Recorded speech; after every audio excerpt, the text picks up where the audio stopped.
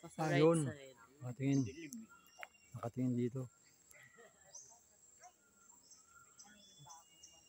Hindi siya nakakalipad. Yan. Ito si Marikit. Okay, si Marikit ay ilang taon na? 22. Arrived here on November 22, 2002. So, more than ano na siya. More than 22 years old na.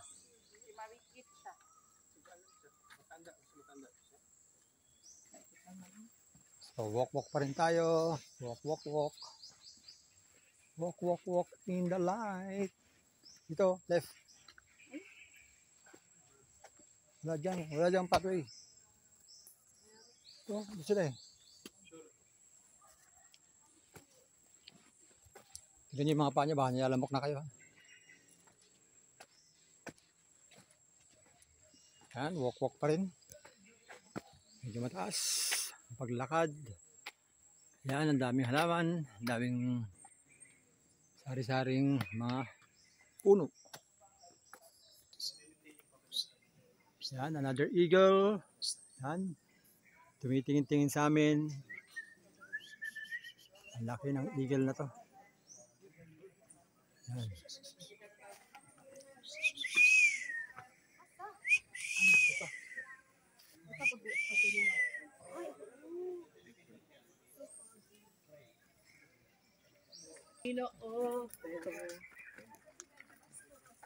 Bastos. Dito naman tayo kay Magdalena.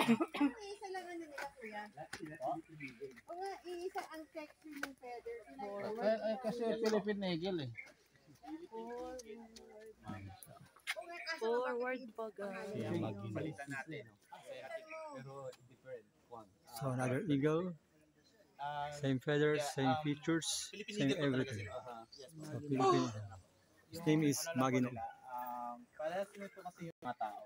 Kasi may mga different attitude. Kakamukha naman. Different sila.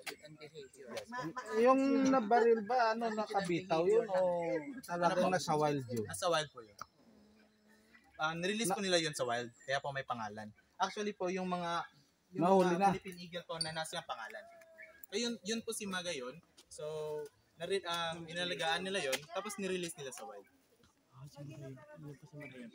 Nahuli na. Sa yun po, wala po akong balita. Kasi ano yata yun eh, inanono awas. Kasi po, prone po sila sa hunting. So, dito po na banda, yung mga Saan naman? female. And dito po is mga male deer. Yung mga, may mga antlers. Asan? Ayun, asa. So, yung mga may mga antlers, yan po sila yung mga male deers, yung mga lalaki. Yes po. So, sineparate sila kasi po, binubuli ng mga lalaki yung mga babae. Ay, talaga naman. Pati ba naman doon? Mga pasaway talaga ng mga babaeng to, ha? Nabubulik kayo, ha? So, pinapapunta po sila dito pag mating season na nila. Ah, okay. Apat yata sila dito. Hindi ko nga makita eh. Ayun oh, kulay black. Ay, isa na. Ayun na. Ah, okay. So, yung mga Philippine brown Past or usa, or sa local po, yung mga tao po, Ano, kaya mo pa? Ano tayo pa? Nakaakit nga ang ganun. Pag ganun. yung mga usa pa po, yung meat nila for pagkain. And then yung blood nila is for rituals.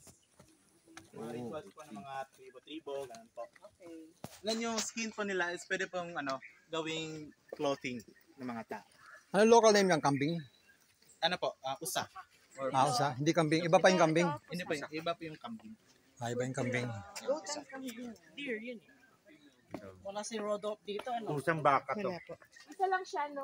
So local name niya ay Usa.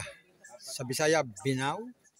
Ito yung sinasabi nilang Philippine Brown Deer Dapat nag-rubber ka girl. or the Pusaka. Yan. Yan, yung deer nagtatago. Takot sa tao. Takot sa tao. So yan, close up. Yan, close up sa deer. Yan. Sa Philippine deer daw to. Malungkot kasi nakakulong.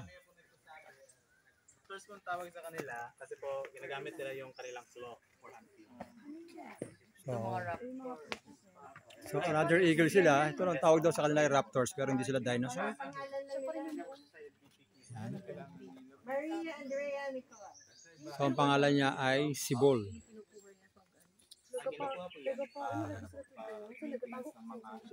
Subi sila today. Ayan, hindi na sa atin yan. So ayan po si Sibol. So siya po, isa po siyang hawk eagle, so or pinsir hawk eagle. Actually po na-feature na siya sa isang TV show. I think po sa Matang Lawin. Yes po. Ayan po si Matang Lawin. So yan po, other po is si Dasi.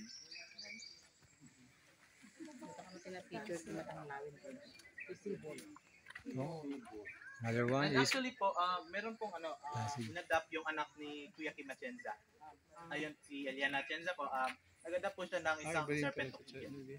Serpent eagle. Serpent eagle lang pala.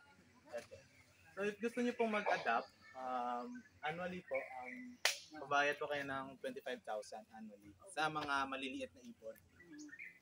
Cover na po dyan yung Para mabilis yung karamihin. Adapt ka dyan. yes po, sila po na ito naman si Marahute. and then si Marahute po. Ayan, si Marahute. Brown and white. Gray and white. Actually po yung mga white-bellied sea eagle po, sila po yung pinakamaingay dito sa Philippine Eagle Center. So yung pag mag-iingay sila, So ito, that walang means po pangalan. they're marking their territory. Wala pa siyang pangalan. And then, minsan din po, gutom lang po talaga sila. Kaya pa nag-iingay sila. Ito, wala pang pangalan. Joyce. Pag wala pa ng pangalan yung enclosures po, o sila, which, that means po, wala pang naganap sa kanila. Adapt na ni Joyce. Para ang pangalan ng Anong ipapangalan nila sa mga Ito, wala pa siyang name. Ito naman, si Loti. Ito yung kay Liliana. Wala nga si Emangard eh. Ito, si Loti. Ayan. Loti.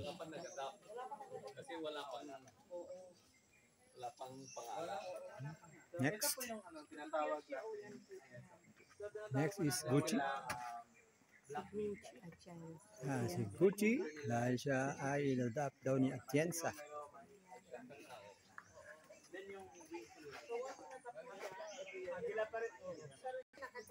Ito naman si Bagani. Medyo maliit pa si Bagani. Pinangalan pa niya ng Gucci kasi ang color.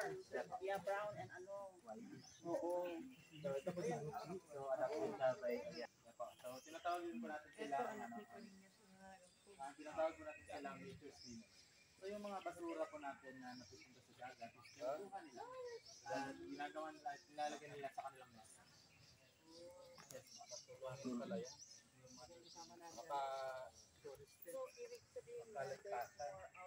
Oh, meron din ditong tawag nila Eastern Grass Owl. So, owl is ang kuwago. Local name is kuwago. May pangalan naman. Ayan.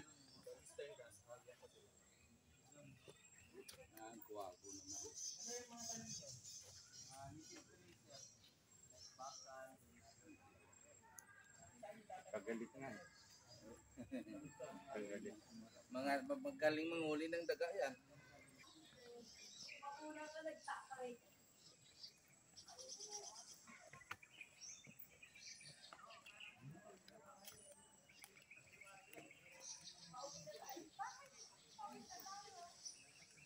Meron itong raptors in flight. Hindi ko alam kung lumilipad yung mga raptors dito. Ang raptors dito ay hindi naman talaga yung mga dinosaur. Sinabing raptors, eagle din siya.